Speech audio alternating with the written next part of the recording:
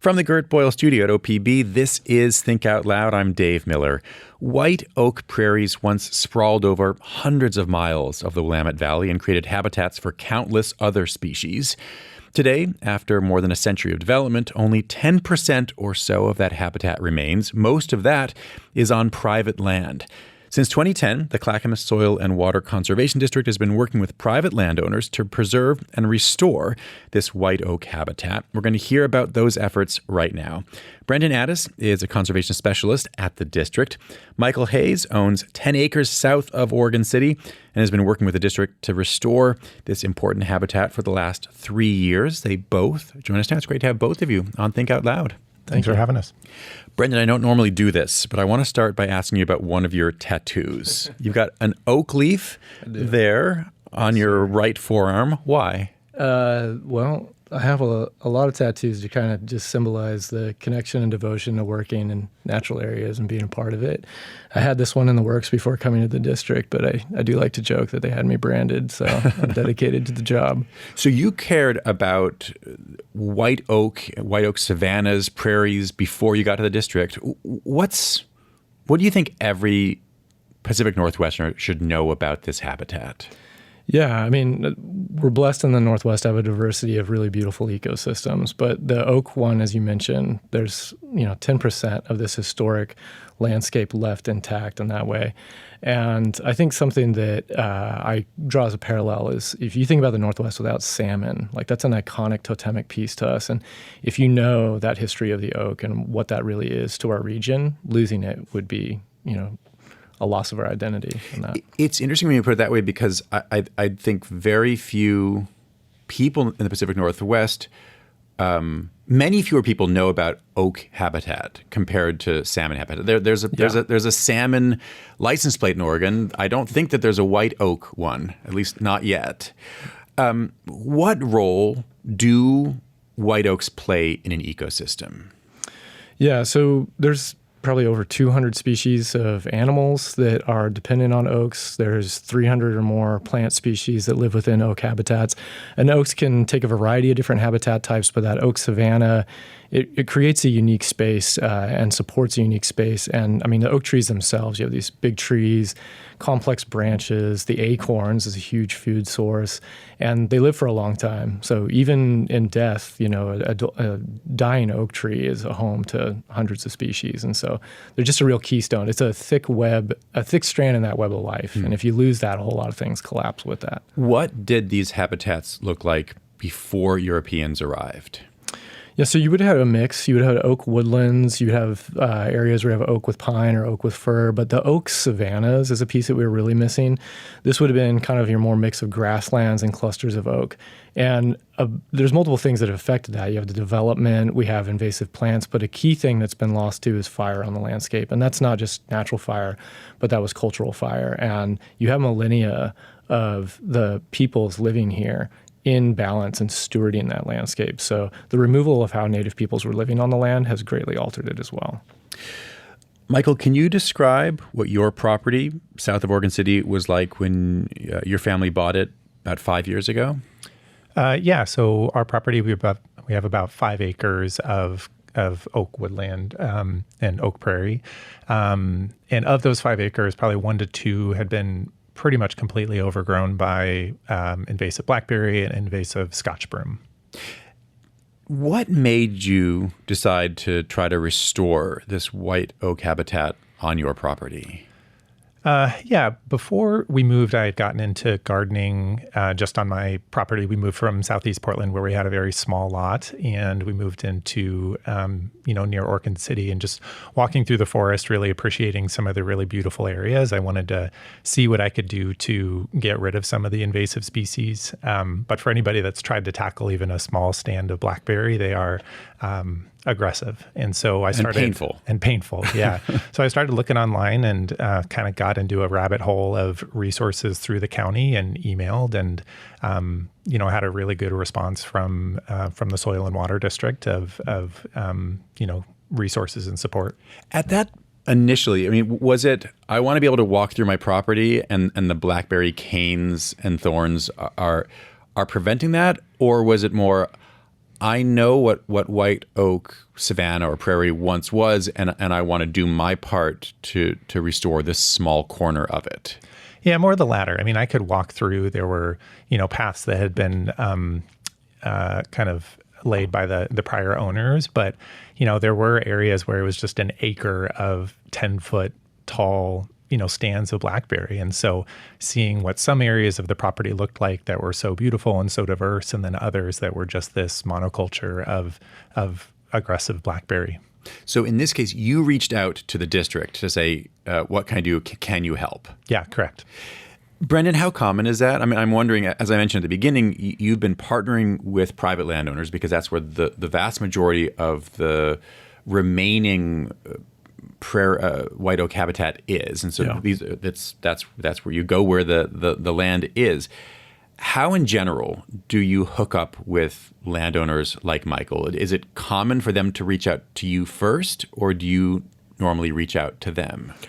There are some cases where we might do a targeted mailing. We're trying to reach people in a particular area where we know there's a lot of good oak habitat that we want to work on conservation in. But generally, it's people reaching out with a variety of questions. And they could find us through word of mouth, or they went down the rabbit hole online, or they went to an event, they've seen something. And we're available. The district is also available for a range of services in conservation. So if somebody is calling about habitat and oak in particular, that comes through to my desk, and then I try to schedule building that relationship and connecting with them. Do you remember going out to see Michael's land the first time? Yeah, Michael was actually one of the first landowners I met when I came onto the district about 3 years ago. And yeah, it was we were just at the beginning of it at that point, and right now we're getting close to the end. So. Right. My understanding is your project is going to be ending this fall, very soon. Correct. Yeah,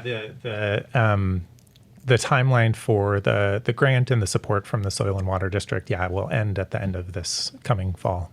Can you describe the work that's actually been done on your property over the last 3 years?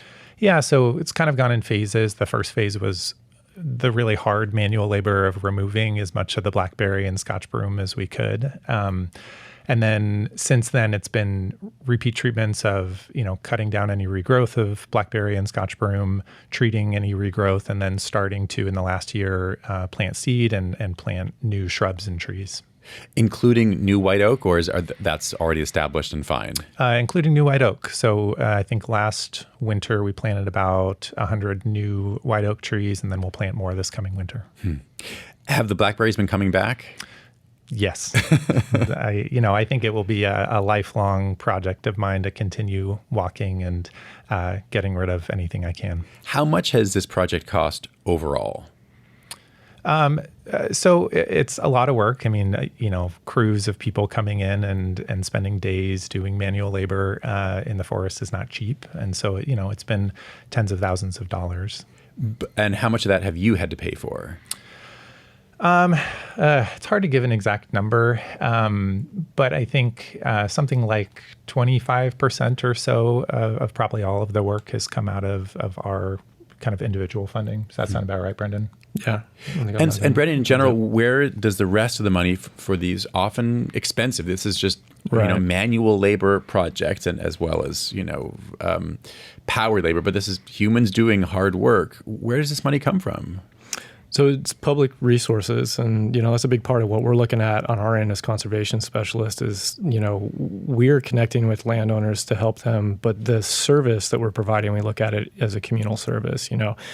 The work at Michael's place is connecting to a broader ecosystem in the community, so it's a public investment from that perspective. It's not just a private investment to his property in that extent. But yeah, the revenues, we're partnering with other agencies like NRCS. That's a federal agency, Natural Resource Conservation Service. So they were a primary funder on Michael's. The district itself has its own conservation fund, so we can help bring money to the table on those projects. And each project is different. They're not apples to apples. So we're going to look at those and figure out the best mix, not only for that site, but also the landowner themselves. So obviously, Michael is here talking about one project on 5 acres of his property. Can you give us a sense for the scale of the other restoration projects that you've been a part of over the last couple of years? Yeah, and it does vary a lot. Like we mentioned, Michael's, we're working on about 5 acres at his property in total is our primary focus area.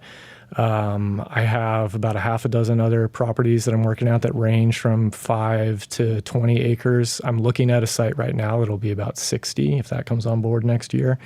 But in addition to the projects, the district, and I think this is an important thing, the district's always available as a technical resource. So lots of times I'll make a site visit and I'll talk with somebody about what their needs are and just provide them with recommendations and technical expertise, and then they can go from there, and that gives them the resources they need. How are white oak likely to do as climate change continues, as we see ever hotter summers and then weird winters, maybe wetter, but likely less snowy? Yeah, well, that's actually one of the areas we're trying to advocate for oak habitat is important in a functional way. I mean, we kind of talked about the cultural significance at the beginning, but oaks are incredibly well adapted for both having really wet feet. So if you're dealing with a really wet winter, they can tolerate that. They can tolerate extended periods of drought. So if you're dealing with a really dry summer, they can tolerate that. They're also fire resistant. And if you have a healthy oak habitat, it's less prone to large fires. So there's a lot of areas just from a functional aspect with modeling of climate change to fire mitigation that it's also worth advocating, bringing that habitat back. Michael, how different does your property look now than when you started? The areas that we've really focused our work look dramatically different. I mean, instead of tall stands of blackberry, it's wide open spaces of grassland and, starting to see some new native wildflowers come back. So those areas really do look quite different. Has that led to changes in the other critters that are there? Yeah, so seeing more birds coming back to the property is fun. I very much enjoy with my kids going out and looking for wild birds, and we've seen lots of western bluebirds and white-breasted nuthatches, which are both kind of conservation strategy species that are focused on in the Willamette Valley that we've seen come to the property. And hadn't been there before?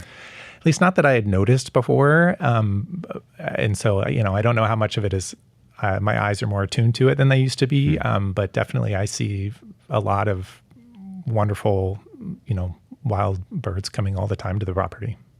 Brendan, what have you seen in the places that you have been restoring? Yeah, similar to what Michael's mentioning, I had a client that we worked with that mentioned the western bluebirds and a bird called lazuli bunting that they hadn't seen on the property, and more pollinator species, the diversity of that. So that's always a really validating part for me. I mean, that's the ultimate testament when I see the wildlife come back in and use the space. That's the seal of approval I'm looking for. Michael, I'm curious how. We have about a minute left, but it's a question about time appropriately. So how, if doing this work has made you think differently about time, you're planting trees that it'll be 100 years or so before some of them reach their full size. How do you think about time in the context of your property? That's a great question. I mean, it gives me a really deep sense of satisfaction that I'm doing things now that will live long beyond me, and that hopefully the benefits and the work will benefit my children and their children, and the community at large. Brendan, has doing this work changed the way you think about timescales? I often like to use oaks as a perfect symbology for stewardship because you're doing something that is for beyond your own timeline, and I think oaks really embody that. Brendan Addis and Michael Hayes, thanks very much. Thank you. Brendan Addis is a conservation specialist with the Clackamas Soil and Water Conservation District. Michael Hayes is a private landowner restoring white oak habitat in the Willamette Valley.